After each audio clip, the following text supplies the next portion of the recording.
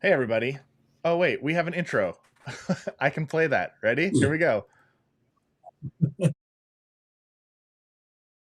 Welcome to the Rethinking Porn Addiction podcast. Pornography and other out of control sexual behaviors can cause you and your loved ones immense pain, shame, and grief. It can be confusing and frustrating when you keep going back to behaviors that conflict with your values, even after you've committed to yourself and to others that you'll stop. Here on this show, we believe that sexual health is the solution to those problems. Sexual health is more than just avoiding the things that will hurt you or your relationships. It's about cultivating a beautiful balance between safety and pleasure. For most men in our culture, you have to either hurt someone, be hurt by someone, or be diagnosed with a disease in order to have your first sexual health conversation. But here at Rethinking Porn Addiction, admission is free.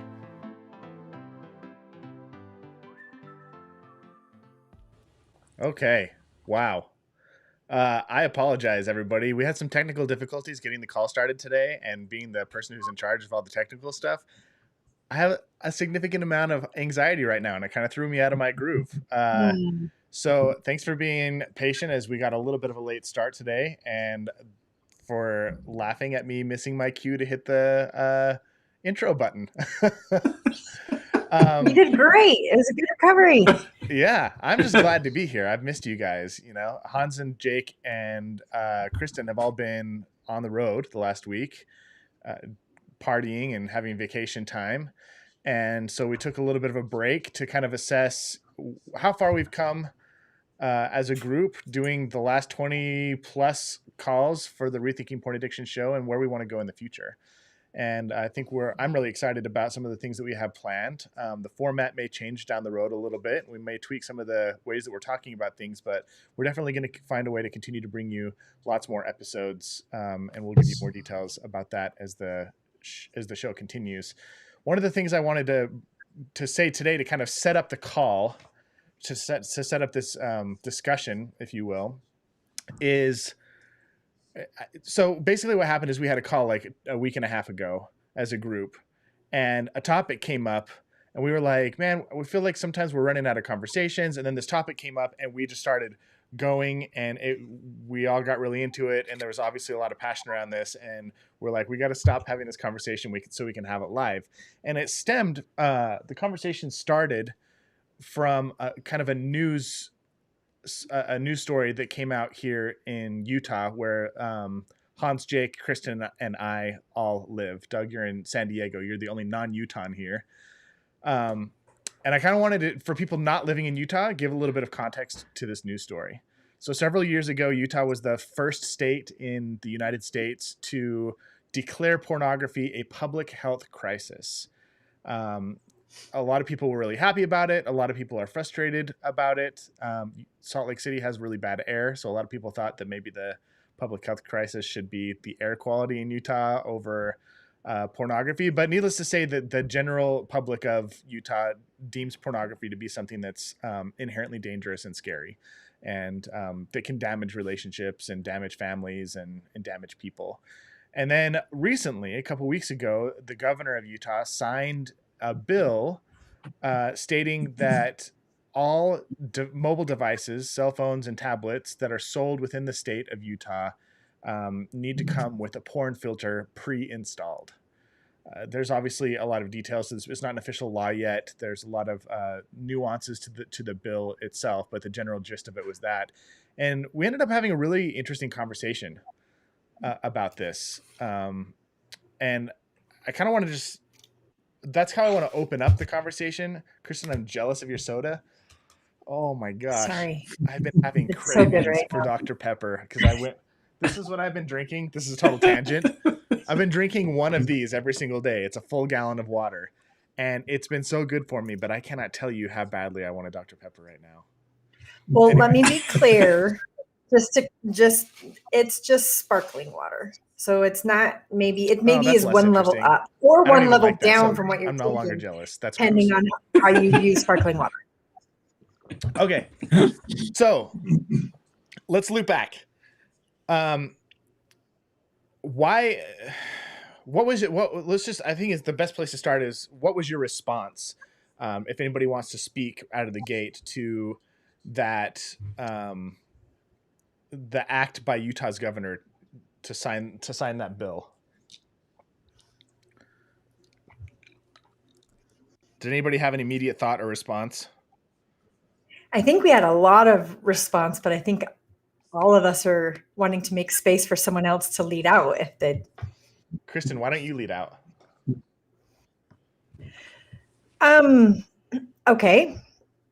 My response to it was similar, I think, when I saw that pornography was a public health crisis and that this legislation continues to be restrictive and seen as protective, when for me, the biggest protective factors in place would be access to medically accurate, age-appropriate sex education. And the more that I keep seeing these bills come into place that are just restricting, and not simultaneously providing education, access to education, and making that robust, to me, it leaves a greater vulnerability because we're not providing skills, media literacy, decision-making, really guiding our kids. We're just putting these kind of big blanket factors that to me leaves a greater vulnerability, where I'd rather see movement toward really raising sexually literate children. And I get the intention here. Like, the intention here is let's protect kids. We don't want them to be exposed to things that are inappropriate or that maybe that they're not ready for. And so I totally understand the desire here. And I think it's a noble desire to want to protect children from inappropriate, sexually explicit images. But yeah, I think I love what you're saying here, that the conversation needs to go beyond just pure, I think, avoidance. It's, how do I put this? Can I give a biblical reference? In the beginning of the Bible, you hear the story of the Garden of Eden, of Adam and Eve, and they live in this place called Eden. And Eden basically means walled garden. And a walled garden is this equal balance between kind of culture and nature, where it's like a balance between a little bit of chaos and a little bit of order. And you put up a wall around your garden to keep things out. But in the story of Adam and Eve, what happens? The snake gets in. And even though there's a wall around the Garden of Eden to protect it, even though Eden is a walled garden protecting it from the dangers of the world, the snake always finds a way in. And I think one of the inherent stories that we learn from that, whether or not we've gleaned it or not, I think one of the inherent stories in that story, or inherent lessons in that story, is that no matter how big and how thick the wall or who makes it, the snake always gets in. And can I add something to that story? Please. And people want to talk to the snake. And people want to talk to the snake. The snake's interesting. Right. The snake is interesting. It's people are very curious. And so when you remove people's ability to interact with something, when they have to interact, they become innately curious. Yeah. And actually drawn towards what it is that has been prohibited. This is human behavior. Mm-hmm. Mm-hmm. And you don't want to blame the snake. It's an interaction. Absolutely. And you have these inherently curious human beings who want to kind of engage with the snake. And you're right, it's not the snake's fault. And the way to protect people against the snake is not to build a higher, thicker wall. The way to protect people against the snake is to let them know that there's a snake and what to do when that snake inevitably makes its way into the garden. And so that was my initial thought. Can I point something out there though, Nate? Yeah. What you're just saying is one of the options is to have a conversation, dialogue, have discussion, talk about something that's hard to talk about. Maybe talk about something that people don't have many skills to talk about. That's hard. That takes time to learn. That's not an easy thing to do. And so sometimes it's very appealing to have a broad boundary set that prohibits everybody, because then we don't have to learn these very difficult and complicated conversation skills. Mhm. There's I agree. Oh, go ahead, Nate. no, I want you to say what you're saying. Just that I think that's been always the thing that's been in stark contrast for me is for every bill against pornography that comes out, there is a simultaneous bill that is being shut down early on. For example, this bill goes out, and what was recently shut down in Utah was consent education. 1 hour of consent education that started out for 7th through 12th grade. The bill got trimmed down even further to 1 hour of consent education for 9th through 12th graders. And it was, why do we need to teach kids to consent when we're giving them permission to have sex if they're having consent? They need to learn refusal skills. And so it's always this parallel process is what I observe is these bills of, we'll call it safety, come out of like protect. But when there's these other bills that get associated with the other side, they don't even make it out of committee for the most part. But in Utah, pornography is, in the broader discussion, is still not seen as having anything to do with sex education. It's a separate issue entirely. So that's always it's just an observation that always intrigues and fascinates me. It is Let really me bring the interesting. discussion to these 6 principles. And what we're really, I think one of the principles here is shared values.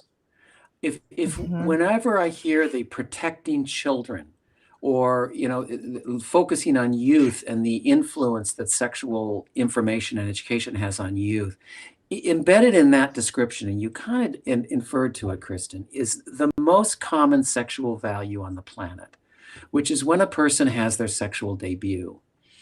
And oftentimes, issues of sexual imagery, regulating access to sexual imagery, have something to do with the wanting to make sure people do not have their first sexual intercourse until the right circumstances exist, which is usually heterosexual marriage. And so I think one of the things that really fuels all this is looking for all the things that can happen that would cause somebody to engage in sexual activity without meeting that value of when they have their sexual debut. So it's just a thought I have that it's such an enormously big value of when it happens and when it's supposed to happen. And so protecting children sometimes is about keeping children from having their sexual debut before it's supposed to happen. What do you mean by it's supposed to happen? Before it's supposed to happen? Well, you tell me. When are people supposed to have their first sexual intercourse? When's that supposed to happen? So, yeah, I mean, exactly what you said. It's supposed to be when you get married in a heterosexual relationship. So, right. So, do you think all of these, the goal of a lot of these efforts is to kind of, I'm trying to find the words here. Is the goal of opposing or supporting different ethical bills or laws or whatever policies, is it to basically just support a specific narrative of what sex should be and who it should be between and when it should happen? I don't think people are consciously aware of that. Some people might be, but it's such a prevalent value in society that the value of sexual intercourse supposed to be happening in marriage can be used as a very powerful source of, and it can be a source of exploitation for other laws and other things when it's sort of presented as we're protecting people from having, their sexual debut some other time other than when we want it to happen. Gets to be seen as a threat. Did anybody else lose Doug there just at the very end? What, right before you said something about the threat, what did you say? A porn is a threat to having the sexual debut when you're supposed to. Got it. So what I'm gathering here, and I think part of this is kind of goes in hand with the conversations we've been having over the last couple of weeks, is that it's interesting the outside authorities that we turn towards to help keep us safe. You know, we talk about sexual health being a balance between safety and pleasure. And I think some people rely on the government, some people rely on their church, some people rely on the school. But a lot of people will rely on external authorities to educate and inform them or their children about what's appropriate or not appropriate when it comes to sex. And they never really sit down and develop their own sexual ethics or ask the question, how do I have conversations like this? Because the famous thing that people say is like, these are topics that should be covered in the home with parents and their children. Like, but I think so many parents have so much anxiety and a lack of clarity around what to tell their children, other than the easy answer of just be abstinent, that they don't have like a clear framework or a clear path to actually teach their kids what is healthy sexuality, you know, or have these conversations as a family or as a community or as a culture. You know, we rely on absolutes. We rely on drastic measures. We rely on laws and commandments to govern our behavior rather than values and clear ethical frameworks. And so I'm curious how we can, instead of relying on these external authorities, how can we use these 6 principles of sexual health to kind of create our own framework for our personal sexual ethics or family or community sexual ethics? And how do they parallel with some of these other external maybe authorities, and how do we stand up against the external authorities when they don't align with our own personal values? And that was something I did want to say. Yeah. Is I don't know if those things are mutually exclusive either. Like, all of those things don't have to be the enemy, because ideally all of these are working together, because for a lot of reasons, for some of the reasons you said of like the parents aren't equipped, they haven't been given their own knowledge. Even the word sexual health is new. We were all raised with parents having to tell us how babies were made, and that was it. That was the conversation about sex. And that's one way a baby is made, is through heterosexual intercourse. But so I guess pulling our conversation is, this is what we could do in our sphere of influence and our authority while navigating the other authorities that exist, but they don't have to be enemies. But does that make sense? They don't have to. It's all over here. It's all over there. I mean, ideally, we'd all be pulling from the same source. Like, ideally, whether it's government or school or your church, there could be a framework, an agreed upon framework that makes it easy to have these conversations, because we're not necessarily having conversations about do's or don'ts. We're having conversations about values. And if we were all on the same page of what those values were, I think it could change the dynamic of the conversation as a whole. What do you think, Hans and Jake, of everything that's being discussed so far? I've been trying to find an analogy that works for me, something non-controversial. I agree wholeheartedly with the idea of, and I guess in maybe in the Mormon culture, there's a saying about let people, or teach people correct principles and let them govern themselves, as opposed to setting up fences or borders that are hard borders that you're just not allowed to cross over. That principle is probably adopted more widely by some than by others, but I've been thinking about an analogy that might work with this, and let me try this one and see how it lands. For the first 16 years of our lives, we do not get to drive. You just don't drive, right? And then when you get to be 16, you can drive. But before you drive, you have to go through a bunch of training. You have to show that you can do it correctly. You have to learn the principles. You have to learn why you stay on one side of the road instead of on the other side of the road. You have to learn what you do at an intersection. There's all this education that goes into it that we get the benefit of growing from and understanding. And we get the benefit of trying and testing and learning through experience. And it's a really, in my opinion, for the most part, a successful way of teaching people how to drive. When you think about sex topics, sexually related topics, and the act of sexual pleasure, that doesn't ever come, in my opinion, for the most of us, in a well-designed, orderly, growing opportunity to learn how to do that. And so instead of that, most of what we get is, don't do this, don't do that, stay away from this, stay away from that. And I think because of that, when I think back and recollect my own journey, I did not ever have the opportunity to be curious or to ask questions or to learn how to do it in a healthy manner. And Doug mentioned the 6 principles of sexual health earlier. In our conversations, I'm navigating into this space where I think, man, if we could take the 6 principles of sexual health, if those are the 6 principles that you prescribe to, or add your own, or whatever flavor yours might be of that, and view sexual intimacy and pleasure and these very important sexually driven topics in our lives through those 6 principles that we could explore, that we could be curious about, that we could test out in other arenas.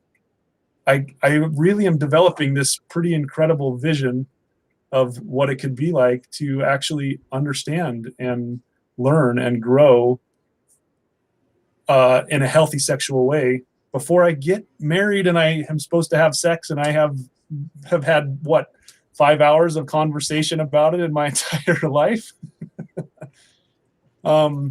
So going back to the legislation that was passed or potentially passed, I see the intent and I see the desire for people to protect, and I see that maybe there could be some good that comes out of it, and there can be unintended negative consequences that come out of it. And all of that aside, if we could engender this society and this conversation and this development of, hey, here are some really good principles about sexual health. Let's focus on these and share these and talk about these and develop our understanding and our knowledge and our ability to navigate this beautiful and amazing subject in a healthy way. That is just amazing, freaking amazing to me. It feels like such a great thing to be able to do, and we just are not good at it as a society. And so I like the conversation today. I've sat silent for a lot of it, but I love how it's making me feel the importance of moving towards that full, healthy conversation, as opposed to just picking off one little bit or piece or one guard wall that may be good in some ways, but that is going to cause other unintended negative consequences in others. How was that for a long rant? I loved it, Hans. Thanks for sharing all of that. Yes. Yeah. Thanks for listening. I think I think back to my sorry. Go ahead. I think back to my youth, and when I started to, the first time when I really recollect finding like a Sears catalog and looking through the lingerie pages and thinking, wow, this is really exciting. And knowing that it was totally forbidden and I shouldn't be doing that, or at least that's how I viewed that. And this was a very bad thing, and I was a bad person now because of it. And now I think about like a Sears catalog or lingerie or something that is on billboards just driving down the highway or on TV commercials. And I think to myself, man, if I could have had conversations about that back then and understood it a little better and discussed it with my parents or others, whoever that might be, my approach and my entrance into that would have been so different than what it really was. And I think, and I guess hindsight is 20/20 and a dangerous thing to project in reverse, but it feels like it could have been a much different entrance to me. And like Doug said earlier, I wouldn't have had this driving curiosity that made me do it in the dark, in the corner, in my closet, in my room. I would have been able to explore that and understand, okay, you can choose to do that, but what are the consequences? Here are the things you should think about. here's how you might think about that going forward, and here's how you might think about doing that in a healthy way when you start to have a partnership, or those types of things. And we're just missing that whole conversation right now. And it's that for me, it's the reason that I'm in this conversation with you guys, because I see the beauty of that and the value of it, and I want to promote that and help it grow wherever it might. Jake, what were you going to say? Well, I think one of the things that came up when Hans was speaking was when he said, you know, as you were discussing the principles, you said the different flavors. And that's the problem. That's the crux to me, is there aren't a lot of flavors. There are, but in where we live, there is a majority flavor. And that majority flavor takes on the role of being the teacher and the guide in sexual health. Yeah. I mean, the first principle of sexual health, as we all know at this point, is consent. And Chrissy opened with the statement of, you know, there was a consent bill and that was shot down so fast. I mean, so there was legislation put forth that was going to address the very first and key principle of sexual health, being consent, and it got whittled down and then shot down. And I had a little bit of time, not a lot of time, to look at the legislation that was passed actually and that was signed. And as the more at first I was like, there's no way the ACLU is not going to do it. Like there's no way. And then as I started to sink my teeth into it more, it became very apparent that this isn't about actually protecting children or really having this be enacted at all. 5 other states need to join. The maximum fine, if I remember right, is like $10 per device. There's all these little wiggle and loopholes. It's more so that, in my opinion, that these elected officials could go back and say, see what I've done to further the conservative platform that you elected me on.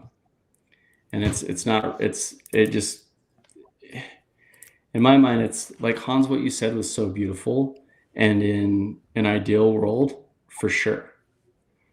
But the truth is, we don't live there.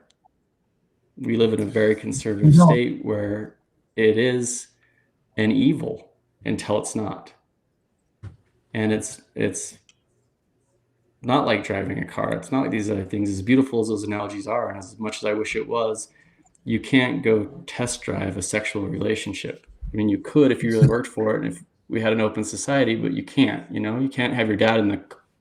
You can have your dad in the car when you're out driving the car.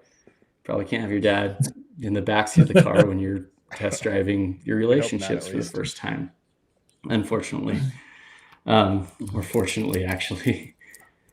So it's this thing where it goes back to of who is going to teach my child, and there is good work. That's right. There's no right answer for that. There's an answer that we could all desire, and there's an answer that would be probably the best for the children and for society as a whole. But there is no one that's going to stand up and say, yeah, it should be state mandated and funded, and this is how it should go based off of science, especially not in our state.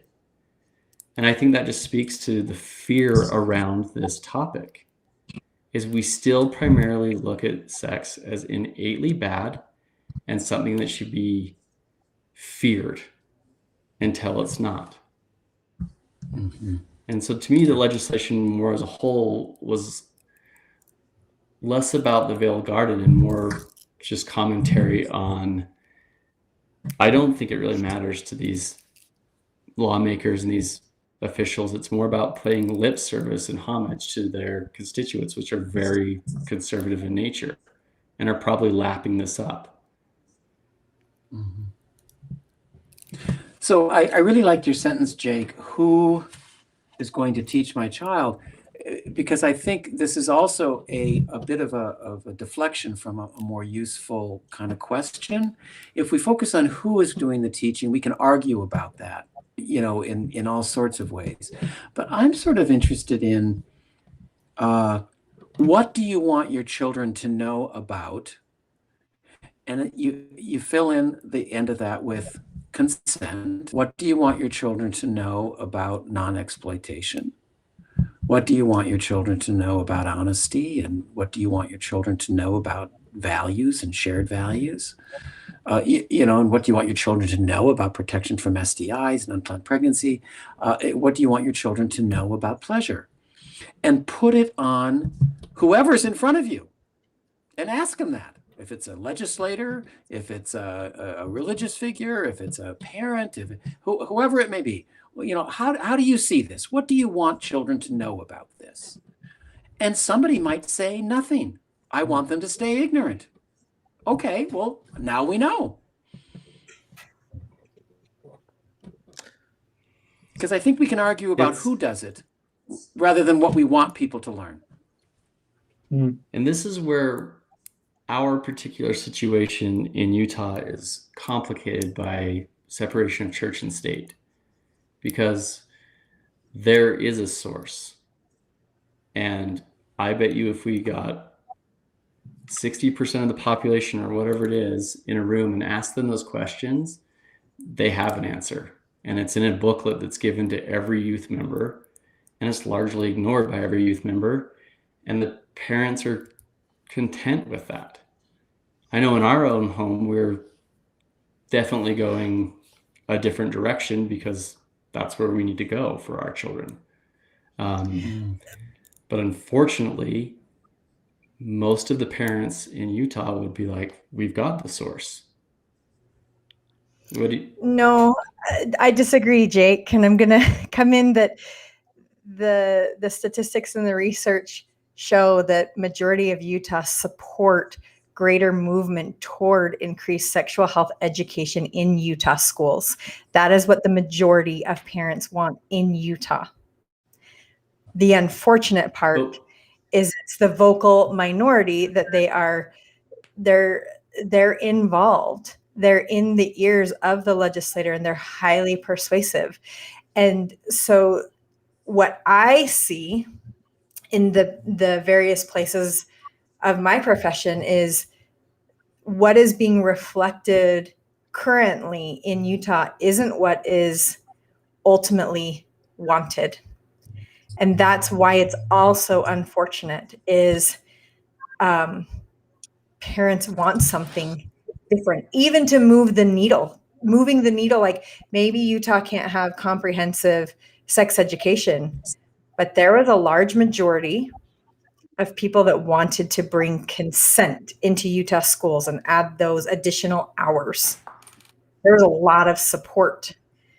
And so I respectfully add that to the conversation to say there is actual data on what Utah parents want. And they are both religious and wanting more for their children. And I think that's important to note in this conversation. Yeah, absolutely. I know this is weird, but this is reminding me of a fairy tale, Sleeping Beauty, and how at the beginning of the story, Sleeping Beauty's parents have like a ceremony for her birth or whatever, and they invite everybody except the evil queen. And their goal is to protect her from the evil queen, but the evil queen shows up anyway, and she's real pissed. And so then her parents are like, oh no, the evil queen's cursed our daughter at this party, so we're gonna like put her in this tower and we're gonna protect her from anything that might hurt her. And that's how she's gonna be raised. And then she becomes of age, she gets old enough to be self-aware and to start making her own decisions. And the first thing she does is go out and get involved in the very thing that her parents are trying to protect her from. She goes straight for that spinning wheel and pricks her finger and dies. Like she gets knocked out and becomes unconscious. And anyway, we don't need to follow the whole story, but I feel like that's a very great lesson for what happens when you try to overprotect yourself from the things that you're afraid of. And I think any therapist worth their salt would say that a lot of their time is spent helping people to confront their fears in a safe and productive way. You know, they show up scared of, whether they're scared of spiders, or whether they're scared of their own capacity for sexual pleasure, or whether they're scared of the evils of pornography and being sent to hell. Whatever it is they're afraid of or anxious about or worried about, I think a really good psychologist will gradually expose that person to their fears and help them get curious about it and help them understand it, and not give them tools and resources to build a bigger wall and to hide themselves from those things. You know, how do I confront my my parents who maybe didn't love me so much? How do I have a conversation with my partner that I've been avoiding that sounds really painful? Like, you learn to develop those tools and those skills to confront the things that scare you.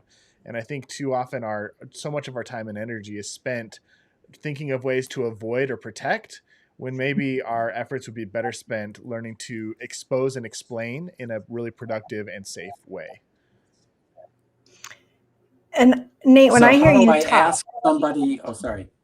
Go ahead. no, you go ahead, Doug. You go ahead. So how does a person ask for help with the presence of sexual imagery in the world? At what age are people supposed to be thought of as needing help for the reality that sexual imagery exists on electronic devices? You know, who are they supposed to ask for guidance about the presence of sexual imagery on their digital equipment? It's real. It's there. You know, that's it. You know, like you said with Sleeping Beauty, it's out there. The evil queen was you know, a reality. And so that's my thought as I listen to that, you know, that children's story is, you know, what's missing is nobody sat down and thought about how Sleeping Beauty is going to learn about the fact that this witch exists in the world. Yeah. And I guess that's a conversation for every person to have. Well, it kind of is with digital media now, isn't it? Because it's everywhere. The access to this imagery is fairly, you know, persistent anywhere on any digital device. And when I was hearing you talk, one of the things, Nate, that's part of the principles of sexual health, or is not just focusing on moving away from something, but when you're looking at human behavior, it's what are you moving toward? And I think when parents can start to say, you know, what I don't want is for my children to be educated about sex via sexual imagery. I don't think that's good. So then that can take you a step further and be like, so maybe what do I want for them? And then through these different thoughts, you start to get this vision of, this is what I want for them. And then you start moving towards something instead of just having to move away from something else. And through that, porn, like sexual imagery, starts to make its place in the bigger conversation of sexual health. And I think a lot of parents aren't necessarily looking of what do they want for their child when they're an adult, and then how do I start helping them get there now? Like that bigger vision that guides their everyday interactions. Yeah. And teaching opportunities, and maybe the discomfort. Does that, so I heard you without saying it be like, a person who wants to have a conversation with their partner probably has a vision that they want to be connected to their partner in a different way. And so they want to move toward that. I want to feel connection instead of, I just don't want to have conflict anymore. And that desire for their vision of being connected starts to outweigh the presence of the conflict. I love that, Kristen. Good takeaway. So what I'm gathering from this conversation is, man, that was a big sigh. I mean, it seems to me like ultimately we're saying the onus is on the parent then. And then the problem as a parent is there's not sufficient resources out there. Which is hopefully why we exist a little bit. Well, I think this is what these bills end up doing is they create divisions, and instead of seeing that we're all in this together, Yep. and that the sexual health, sexual knowledge, sexual information, comfort with talking about sexual health. No one is immune from this, and every segment of society needs to have some investment in how we deal with sexual health. And I think when we sort of can parse out one population of people or one role in a person's life, that it's all on their shoulders, I think that really absolves other people of their own responsibility. Everybody has an investment in sexual health. And so it's important for people to think about, when I have an interaction with somebody, whether it's a child or even an adult, how do I let them know I'm interested in their sexual health, that's something that it's important to me to know about, and it's important that I want you to have sexual health. There are so many places where a healthcare professional, a doctor, a nurse, a physical therapist, a gynecologist, a psychotherapist, so many different kind of people who have access in a healthcare delivery kind of a system, could just ask, how's your sexual health? Are you feeling okay about your sexual health? Just that question alone. Yeah. Without starting with sexual imagery as the conversation, but just the fact that people know they live in a world where people care about their sexual health. Doug, you describe a beautiful world. Well, you got to start somewhere. Yeah. Yeah, and it sounds like the best place to start, as far as I can tell, is these 6 principles that we've been talking about. And that when you do bump into a legislation or a school issue or a church issue or a circumstance where maybe there's a conflict with a parent or a friend or a family member, you can always come back to these principles and talk about exploitation, talk about shared values, talk about consent, talk about pleasure, and all of the others, and it can, I think, help us find common ground, unity and purpose, and allow us to talk about, I think it depoliticizes the conversation. One of the things that I loved that you were talking about, Doug, is, if you were to go to the legislature right now or go to a church right now, regardless of the church, and say, what do you want your children to know about consent? What do you want your children to know about shared sexual values? What do you want your children to know about pleasure? What do you want your children to know about, unplanned pregnancies and STIs? All of these principles, I think every member of the congregation would have something to say, something to contribute. And instead of saying, do you think we should be teaching consent, or do you think whatever, that legislation is right, or this curriculum is appropriate, I think the more interesting conversation, and the conversation where we can build bridges and find common ground, is when we actually talk about the values themselves. Yes. And perhaps what we're saying in this show is, let's keep it a little simpler. Balancing safety and pleasure, these 6 principles of sexual health. That's plenty of conversation. That's a lot of topics for conversation. And I think sometimes people avoid the conversation because they feel so overwhelmed. It just seems like such a big, I don't even know where to start. Yeah. Yep. But if you break it down into those 2 categories, safety and pleasure, and you talk about pleasure, and then you talk about the 6 other principles of sexual health, which are all related to safety, it makes the conversation a lot easier and more approachable.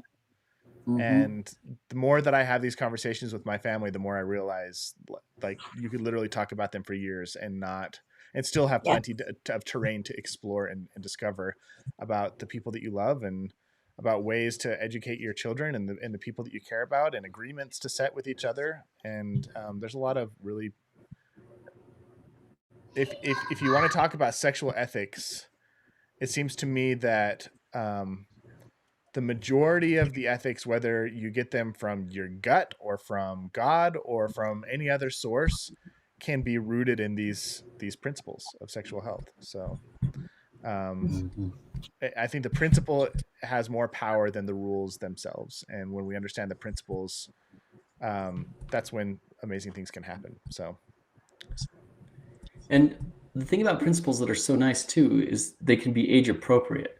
Yes. Like you can start to teach about consent to a 2-year-old. Yeah. It doesn't have to be sexual consent, but you can definitely start to teach about consent and body boundaries.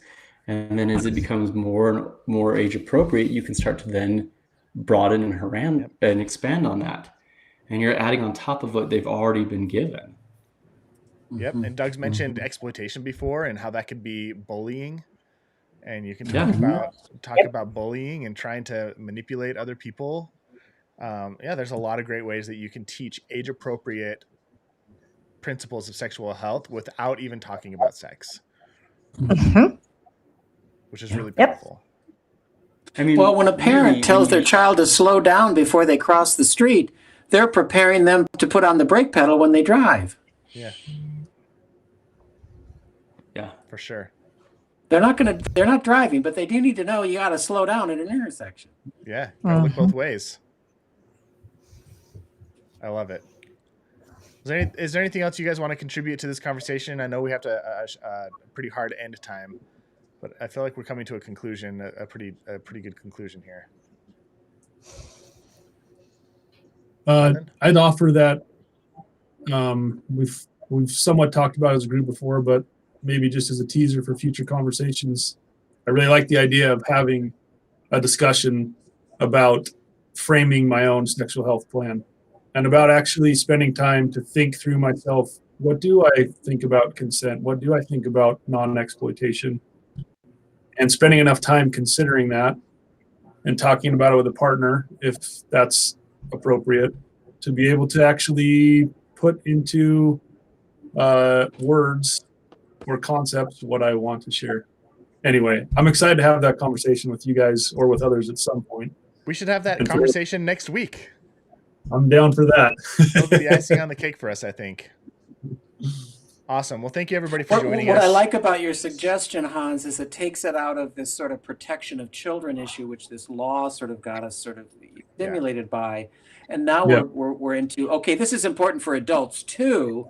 What does this look like for adults? And I really like you, Hans, saying let's take these principles and have, what is it like for an adult to think them through for their own vision of sexual health and their own sexual health plan.